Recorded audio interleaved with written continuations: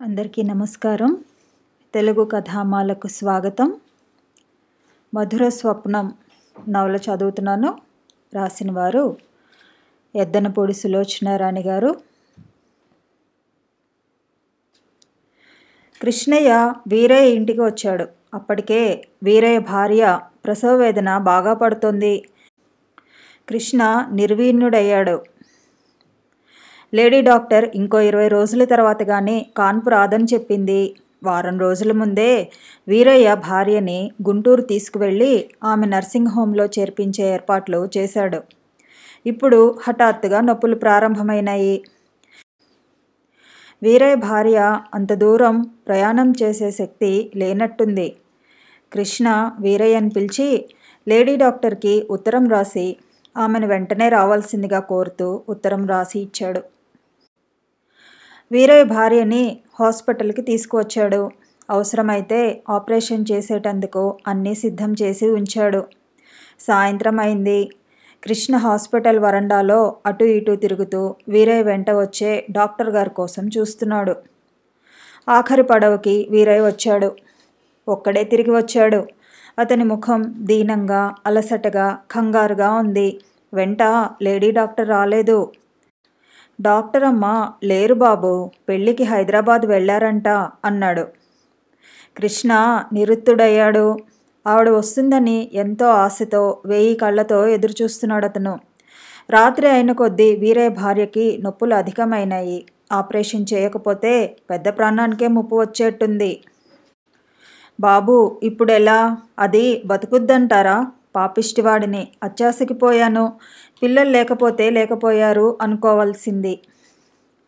ఉండు వీరయ్య, నువ్వు కంగారు పడకు అంటూనే కృష్ణ మెట్లు దిగి పరిగెత్తినట్టు వెళ్ళాడు. 10 నిమిషాల్లో అతను రాధ ఇంటికి వచ్చాడు. రాధ పక్కలు సర్దుతోంది. కృష్ణ వస్తూనే ఆనంద్ ఎక్కడా అని అడిగాడు. అడుగో రాధ చూపించింది. ఆనంద్ గదిలో పడకుర్చీలో ముఖానికి పేపర్ అడ్డు పెట్టుకుని పడుకుని ఉన్నాడు. కృష్ణ ఆ గదిలోకి వచ్చాడు. పాదాల అలికిడి విని ఆనంద్ కళ్ళు తెరిచి చూశాడు. కృష్ణని చూడగానే అతని ముఖం వికసించింది. కృష్ణ, బాటిల్ తెచ్చావా? మధ్యాహ్నం నుంచి డ్రింక్ లేదు, పిచ్చి పట్టినట్టుంది అన్నాడు లేస్తూ. ఆనంద్, నువ్వు అర్జెంటుగా నాతో రావాలి. నేనా? ఎక్కడికి? అర్జెంట్ కేసు ఒకటి వచ్చింది, డెలివరీ కేసు. కృష్ణ క్లుప్తంగా వీరయ్య భార్య సంగతి చెప్పాడు. ఆమెకి మీరు వచ్చి సిజేరియన్ ఆపరేషన్ చేయాలి, లేకపోతే ఆమె బ్రతకదు. ఆనంద్ నిర్వీర్ణుడైనట్టు చూశాడు. నేనా అన్నాడు. అతని ముఖం ఆపరేషన్ మాట వినగానే వెలవెలబోయింది. అవును నువ్వే. నా సంగతి నీకు తెలియదేమో. ఆనంద్ ముఖంలో బాధ పొంగి వచ్చింది. కృష్ణ ఆనంద్ చేయి పట్టుకున్నాడు. తెలుసు, నాకు బాగా తెలుసు. ఆనంద్ పేరు మోసిన సర్జన్. సర్జరీలో అతనికి సాటి ఎవ్వరూ లేరు. షటప్, ఆనంద్ అరిచాడు. అతని నుదుట నరాలు ఉబ్బినాయి. అతని పిడికిళ్ళు బిగుసుకున్నాయి. కళ్ళు క్రోధంగా, అవమానంగా చూసినాయి. ఉరిమి చూస్తూ, నన్ను నువ్వు హేళన చేస్తున్నావు కదూ? ఐ విల్ కిల్ యూ చేతులు చూపిస్తూ అన్నాడు. కృష్ణ ఎంతో ఆత్మీయంగా, ఉద్రేకంతో కంపిస్తున్న ఆ చేతుల్ని పట్టుకున్నాడు. అతని కళ్ళల్లోకి స్నేహపూర్వకంగా చూస్తూ కరుణ నిండిన స్వరంతో అన్నాడు. ఆనంద్, నిన్ను వెక్కిరించడం లేదు, నీ సామర్థ్యం గుర్తు చేస్తున్నాను. వీరయ్య భార్య ప్రాణాపాయ స్థితిలో ఉంది. నువ్వు ఆపరేషన్ చేస్తే ఆమె, బిడ్డ ఇద్దరూ బతుకుతారు. స్వర్గంలో ఉన్న మాధవి ఎంతో సంతోషిస్తుంది. ఆనంద్, నువ్వు మంచి డాక్టర్వి. తన మూలంగా ఇలా అయిపోయావని తెలిస్తే మాధవి ఆత్మ ఎంత క్షోభిస్తుందో తెలుసా? ఎంతోమందికి ఉపకారం చేయాల్సిన ఈ చేతులు ఇలా ఉండిపోవటం భావ్యం కాదు ఆనంద్. నువ్వు ఈ ఆపరేషన్ చేసి తీరాలి. నువ్వు ఇలా జీవోత్సవంలా బతకటం మాధవికి ఇష్టం ఉంటుంది అనుకుంటున్నావా? నువ్వు పేదలకి సాయం చేయాలి అనేది మాధవి కోరిక, అవునా కాదా? ఆనంద్ కుర్చీలో కూలబడి 2 చేతుల్లో తలదాచుకున్నాడు. ఆనంద్, నా మాట విను, లే. లేచిరా. ఆ తల్లికి బిడ్డకి ప్రాణం పోయి మన కళ్ళెదుట వాళ్ళు చచ్చిపోతుంటే చూస్తూ ఊరికినే మూర్ఖుడివి కావద్దు. డాక్టరు తన వృత్తిని పవిత్రంగా భావించాలి. తను చేసుకున్న ఒక పొరపాటుకి రోగులను శిక్షించకూడదు ఆనంద్. లేచిరా. నువ్వు ఈ తల్లిని బిడ్డని రక్షిస్తే నీ మూలంగా ఒక ప్రాణికి ఉపకారం జరిగిందని తప్పక మాధవి ఆత్మకి శాంతి కలుగుతుంది. నేను రాలేను. నేను ఆపరేషన్ చేయలేను. నువ్వు రావాలి, వచ్చి తీరాలి. నువ్వు చేయగలవు ఆనంద్. ఆ నమ్మకం నాకుంది. వద్దు కృష్ణ, నన్నిలాగే జీవోత్సవంలాగా బతకని. ఆనంద్ చేపట్టి లాగాడు. నా చేతులు కంపిస్తాయి. అతను నిస్సహాయంగా చూశాడు. అది నీ భ్రమ. నేను అసిస్ట్ చేస్తాను. ఆనంద్, నువ్వు ప్రయత్నం చెయ్యి. నువ్వు చేయలేకపోతే నేనేమీ అనుకోను. కమాన్ ఆనంద్, గెటప్. నీ దుఃఖం కన్నా ఒక ప్రాణం చాలా విలువైనదని తెలుసుకో. అతను బలవంతంగా ఆనంద్ని లేపాడు. కృష్ణ, నేను చెబుతున్నాను, నేను చేయలేను. నా వల్ల కాదు. అతని కంఠం వణికింది. ఓకే, నువ్వు ఆపరేషన్ టేబుల్ దగ్గరికి రా ముందు. నేను చేయలేను. ఈ మాట అనే ఆనంద్ పిరికివాడు. నీలోని సర్జన్ పిరికివాడిని జయించాలి ఆనంద్. నువ్వు నీలో సర్జన్కి ఒక్కసారి ఈ అవకాశం ఇవ్వు. కృష్ణ ఆనంద్ని చేయిపట్టి లాక్కు వెళ్తుంటే రాధ విచిత్రంగా చూస్తోంది. శాంతమ్మ వాడు రానంటుంటే అరవబోతుంటే రాధ ఆవిడ నోరు మూసేసింది. కృష్ణ ఆనంద్ని హాస్పిటల్కి లాక్కు వచ్చినట్టే తీసుకువచ్చాడు. ఆతురత పట్టలేని రాధ వారి వెనకే పరిగెత్తుకు వచ్చింది. కృష్ణ ఆనంద్కి తనే ఏప్రాన్ కట్టాడు. ఆనంద్ ముఖం థియేటర్లో అడుగుపెట్టగానే శూన్యంగా అయింది. ఆనంద్ ఆపరేషన్ థియేటర్లోకి వెళ్ళిన అరగంటకి థియేటర్లో నుంచి కెవ్వుమన్న పసికందు ఆక్రందన వినిపించింది. బయట వేచి చూస్తున్న వీరయ్య ఉలిక్కిపడ్డాడు. అతనిలో అంతవరకు గూడు కట్టుకున్న దుఃఖం, బాధ ఒక్కసారిగా ఎగిరిపోయినాయి. లోపల నుంచి కేర్మని పసిపిల్లాడి ఏడుపు వినిపిస్తోంది. వీరయ్య అక్కడ నిలబడి ఉన్న రాధతో, రాధమ్మ, ఆ ఏడుపు నిజంగానే వినిపిస్తోందా లేక నాకలా వినిపిస్తోందా అని సందేహంగా అడిగాడు. లేదు వీరయ్య, నిజంగానే వినిపిస్తోంది అంది రాధ పట్టరాని ఆనందంతో. నర్స్ అక్కడికి వచ్చి మగపిల్లాడు అని రివ్వున మళ్ళీ వెళ్ళిపోయింది. వీరయ్య బంధువులంతా వీరయ్య నువ్వు అదృష్టవంతుడివి అని అభినందించసాగారు. రాధ లోపల గదిలోకి పరిగెత్తింది. ఆనంద్ అక్కడికి వచ్చాడు. అతని ముఖం కూడా చెమటలు కారిపోతున్నాయి. లేస్ తీసి టేబుల్ మీద పడేశాడు. ఇంతలో కృష్ణ కూడా అతని వెంటే వచ్చాడు. కంగ్రాచ్యులేషన్స్ ఆనంద్, చేపట్టి చెప్పాడు. Thank God. ఆనంద్ అక్కడున్న కుర్చీలో కూర్చున్నాడు. కృష్ణ అతనికి తనే స్వయంగా డ్రింక్ కలిపి తెచ్చిచ్చాడు. ఎప్పుడూ డ్రింక్ని అసహ్యమనే కృష్ణ తనే స్వయంగా కలిపి ఇవ్వటం అతనికి ఆశ్చర్యం వేసింది.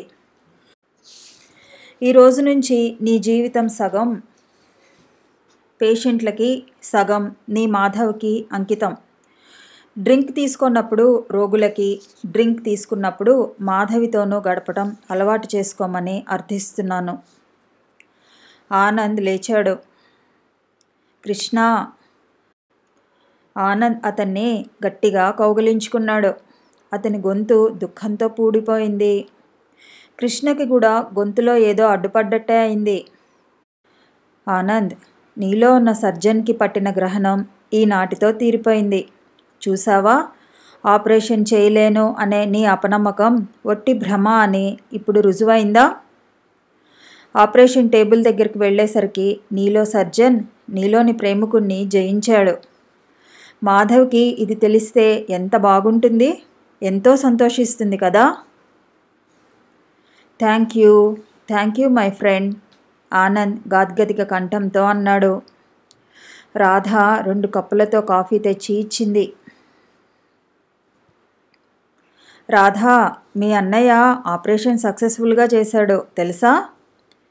వీరయ్య భార్య కొడుకు ఇద్దరూ కులాసాగా ఉన్నారు అన్నాడు. రాధ కళ్ళెత్తి కృష్ణ వైపు చూసింది. తడితో మెరుస్తున్న ఆ కళ్ళల్లో ఆనందం, కృతజ్ఞత, ఆరాధన స్పష్టంగా తొణికిసలాడుతున్నాయి. మీ రుణం మేం తీర్చుకోలేం అంది అస్పష్టంగా. రాధ కళ్ళల్లోకి చూస్తున్న కృష్ణకి హఠాత్తుగా తను పడిన శ్రమ, ఆరాటం ఆవిరి అయిపోయినట్టుగా అనిపించింది. అతనికి బహుమతేదో దొరికినట్టుగా ఉంది. రాధ కళ్ళల్లో ఆత్మీయత అతనికి చాలా అపురూపంగా అనిపించింది. అది వెలకెట్టలేని బహుమతిగా అతని మనసు అతి పదిలంగా జ్ఞాపకాల బీరువాలో దాచుకున్నట్టుగా తోచింది. వీరయ్య భార్యకి ఆనంద్ ఆపరేషన్ చేసిన ఊరిలో అందరూ కృష్ణే చేశాడని చెప్పుకోసాగారు. అతని చెయ్యి చల్లనిది అనే ప్రచారం బాగా వాడుకలోకి వచ్చేసింది. వీరయ్య ఆనందం వర్ణింపనలవి కానిది. బారసాల రోజున ఊరందరినీ భోజనానికి పిలిచాడు. కృష్ణకి వాళ్ళు చూపుతున్న గౌరవం, అభిమానం ఉక్కిరిబిక్కిరి అయినట్టుగా అనిపిస్తోంది. వీరయ్య భార్యకి అయితే డాక్టర్ గారంటేనే దేవుడు అయిపోయాడు. చివరికి కొడుకుని ఉయ్యాల తొట్టిలో వేసినప్పుడు కూడా డాక్టర్ గారు రావాల్సిందే. ఇదేమిటి వీరయ్య, అదేదో ఆడవాళ్ళ వేడుక, నేను రావటం ఏమిటి అంటే, అలా అనకండి బాబు, మా ఆడదానికి నేను సమాధానం చెప్పలేను. అప్పుడే అది ఏమంటోందో తెలుసా? తన కొడుకుని డాక్టర్ బాబులా చదివించాల్సిందేనట. కృష్ణ నవ్వాడు. లేక పుట్టిన వంశాంకురం. వాళ్ళకి అసలు ఆపేక్ష, అంతఃకరణలు చాలా ఎక్కువ. ప్రేమించినా ద్వేషించినా మోతాదు ఎక్కువే. సాయంత్రం కృష్ణ వీరయ్య ఇంటికి వెళ్ళాడు. ఉయ్యాల తొట్లో కృష్ణనే పడుకోబెట్టమన్నారు. రాధ కూడా అక్కడే ఉంది. పసిపిల్లాడిని ఉయ్యాల తొట్టిలో పడుకోబెడుతుంటే అతనికి గమ్మత్తుగా అనిపించింది. వీరయ్య భార్య రాధకి తాంబూలం ఇస్తూ, మావాడు పెద్దయి నీ దగ్గరే లక్షణంగా చదువుకోవాలమ్మా, పెద్ద చదువులు చదవాలని దీవించు రాధమ్మా అంది. అందరూ ఆడవాళ్లే. కృష్ణ 10 నిమిషాలుండి వచ్చేశాడు. వీరయ్య భార్య ఆ పసికందు గుర్తుకు వస్తే కృష్ణకి ఎంతో సంతోషంగా ఉంటుంది. చెప్పలేనంత తృప్తిగా, తన జీవితం సార్థకం అయినంతగా అనిపిస్తుంది. ఆశ్వీజ మాసంలో ఆ ఊరిలో పెద్ద జాతర జరుగుతుంది. ఆ జాతరకి చుట్టుపక్కల ఊళ్ళ జనం అంతా చూడటానికి వస్తారు. జాతర వారం రోజులు ఉందనగా ఆ ఊరిలో నాటకాలు వేయటానికి బృందాలు తరలి వస్తాయి. బుర్ర కథలు చెప్తారు. ఊరంతా సందడిగా ఉంటుంది. కృష్ణ మధ్యాహ్నం వేళ పక్క ఊరు నుండి వస్తూ ఉంటే సీతాలు అక్కడే ఎదురైంది. సీతాలు అక్కడున్న చెట్టు మీద గీతలు గీస్తోంది. కృష్ణ సైకిల్ ఆపి అడిగాడు, సీతాలు ఏం చేస్తున్నావు అక్కడ? కృష్ణని చూడగానే సీతాలు ముఖం చాటంతయింది. ఇదా బాబు, మీరు పౌర్ణమి 18 రోజులు ఉందని చెప్పారుగా, ఇక్కడ మా చంటి చేత 18 గీతలు గీయించుకున్నాను. రోజుకి 1 చొప్పున గీత కొట్టేస్తున్నాను. నాకేమో గుర్తుండదు పౌర్ణమి ఎప్పుడు అని అడిగితే అందరూ విసుక్కుంటున్నారు. సీతాలు అతని చేయి పట్టుకుని లాక్కెళ్ళి చూపించింది. సంబరంగా వాటివైపు చూస్తూ, చూసారా, ఇంకా 2 గీతలే ఉన్నాయి అని అవి కొట్టేస్తే మా మామ వచ్చే రోజు వస్తుందన్నమాట అంది. పిచ్చి సీత అన్నాడు కృష్ణ. మీరెప్పుడూ అలాగే అంటారు. ఊరిలో అందరేమో నన్ను రాక్షసి, దెయ్యం అంటారు. మీరేమో పిచ్చి సీత అంటారు. మా మామకి చెబుతాను అంది. కృష్ణ నవ్వి వెళ్ళిపోయాడు. సీతాలు అమాయకత్వం చూస్తే అతనికి జాలి వేస్తుంది. ఈ రోజుల్లో మనిషికి అమాయకత్వం కంటే మించిన శిక్ష ఇంకేదీ ఉండదేమో. అదే రోజు రాత్రి అయింది. పొరుగురు నుంచి వచ్చిన నాటక సమాజం వారు సారంగధర డ్రామా వేస్తున్నారు. ఆ నాటకం చూడటానికి ఊరి జనం అంతా గుమికూడారు. నాటకం ఆరుబయట ప్రదర్శన ఏర్పాటైంది. జనానికి కూర్చోడానికి చోటు చాలదేమో అన్న భయం లేదు. సంభాషణలు ఊరంతా వినిపించేలా మైకులున్నాయి. నాటక సమాజం వాళ్ళు కృష్ణని తప్పకుండా రమ్మనమని మరీ బలవంతం చేశారు. కృష్ణతో ఆనంద్, రాధ కూడా వచ్చారు. ఆనంద్ ఇప్పుడిప్పుడే బాగా అందరితో కలుస్తున్నాడు. అరమరికలు లేకుండా మాట్లాడుతున్నాడు. అతన్ని చూస్తుంటే కృష్ణకి ఎంతో ఆనందంగా ఉంటుంది. రాధ కృష్ణతో, మా అన్నయ్యకి మీరు మళ్ళీ జన్మను ప్రసాదించారు అనేది. ఆనంద్ ఓపిగ్గా నాటకం పూర్తయ్యే వరకు కూర్చున్నాడు. సారంగధర నాటకం జరుగుతుంటే జనం కేకలు, ఈలలు. పల్లెటూరు. ఇక్కడ వీళ్ళ మనసులకి కాలక్షేపం ఏదీ ఉండదు. నాటకం అన్నా సినిమా అన్నా చెవి కోసుకుంటారు. నాటకం మొదలైనప్పటి నుంచి ప్రతి పద్యానికి వంశమోర్లే. నాటకం పూర్తయ్యేసరికి తెల్లవారుజాము 4 అయింది. కృష్ణ ఇంటికి వచ్చి బట్టలు మార్చుకునే ఓపిక కూడా లేనట్టుగా మంచం మీద పడుకుని నిద్రపోయాడు. గాఢ నిద్రలో తృప్తిగా నిశ్చింతగా నిద్రపోతున్న అతనికి డాక్టర్ బాబు, డాక్టర్ బాబు అంటూ ఎవరో అరుస్తున్న కేకలకి మెలకువ వచ్చింది. అతను కళ్ళు నులుముతూ లేచి కూర్చున్నాడు. ఎర్రటి ఎండ పైకి వచ్చింది. అతను టైం చూసుకున్నాడు. బాప్రే, 8:30 అయింది. డాక్టర్ బాబు, మీరు తొందరగా రావాలి, వచ్చినతను వగరుస్తూ చెప్పాడు. ఏమైంది? సీతాలు చచ్చిపోయింది, ఉరేసుకుంది. ఛట్, నోర్మోయ్. అతని మైకం ఒక్కసారిగా వదిలిపోయింది. చటుక్కున మంచం మీద నుంచి లేచాడు. పొద్దుటే ఏమిటి వెధవ పరాచికాలు? ఎవరు పంపారు నిన్ను? ఆగ్రహంగా అడిగాడు. వచ్చినతను బిత్తరపోయాడు. పరాచికం కాదు బాబు, సీతాలు నిజంగా చచ్చిపోయింది. చీర ఉరేసుకుంది. ఎవరు చెప్పారు? నా కళ్ళారా నేను స్వయంగా శవాన్ని చూశాను. వీరయ్య వాళ్ళందరూ అక్కడే ఉన్నారు. మిమ్మల్ని పిలుచుకురమ్మన్నారు.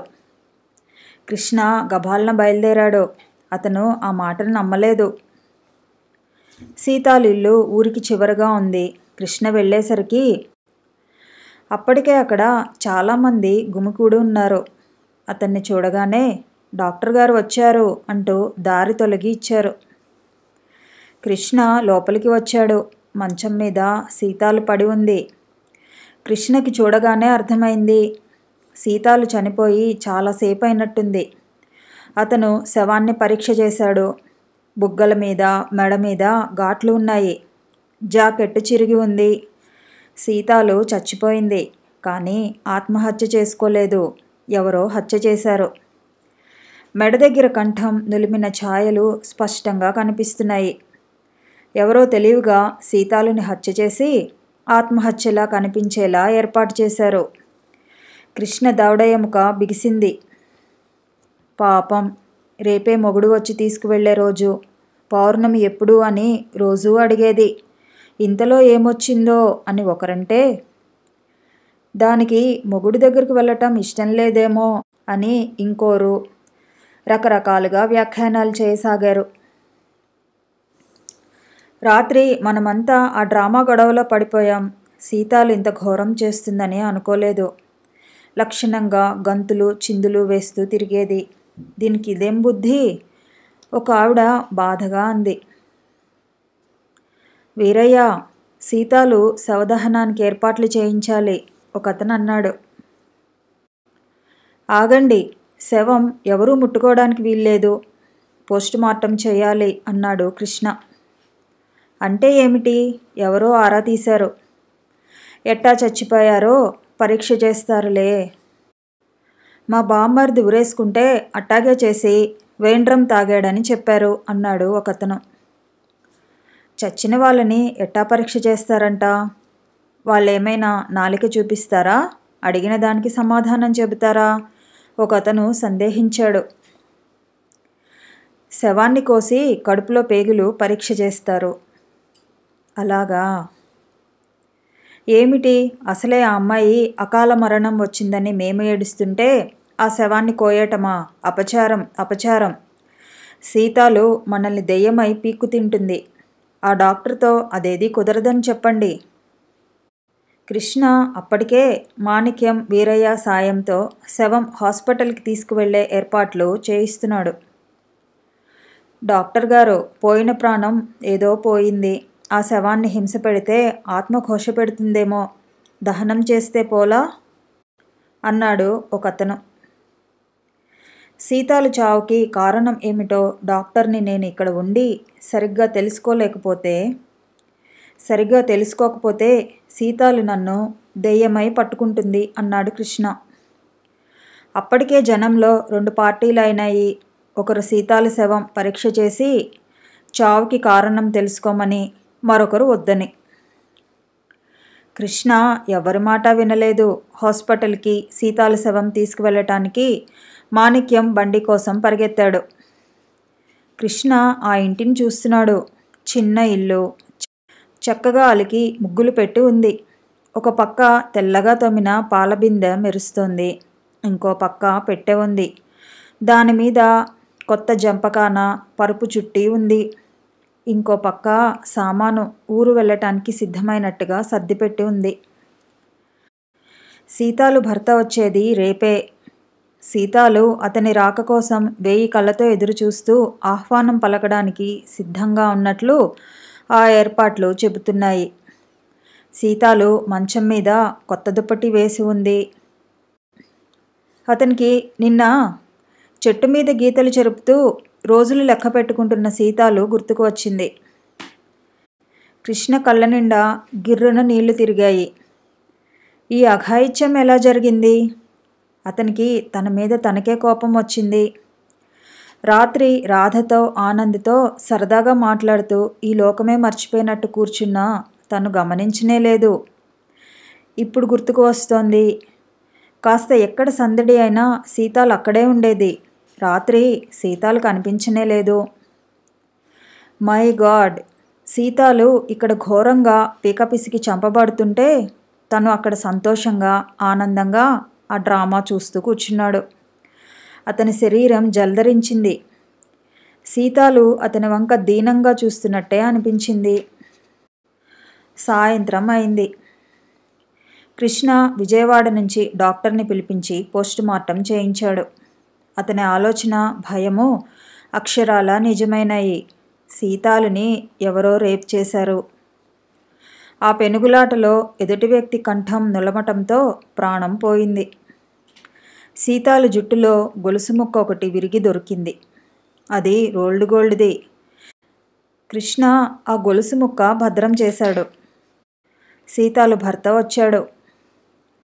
జీవితాంతం భర్త కోసం ఎదురుచూసిన సీతాలు, భర్త పేరు చెబితేనే సిగ్గుపడే సీతాలు, భర్త రాక చూసినా కూడా ఉలుకు పలుకు లేనట్టుగా మౌనంగా ఉండిపోయింది.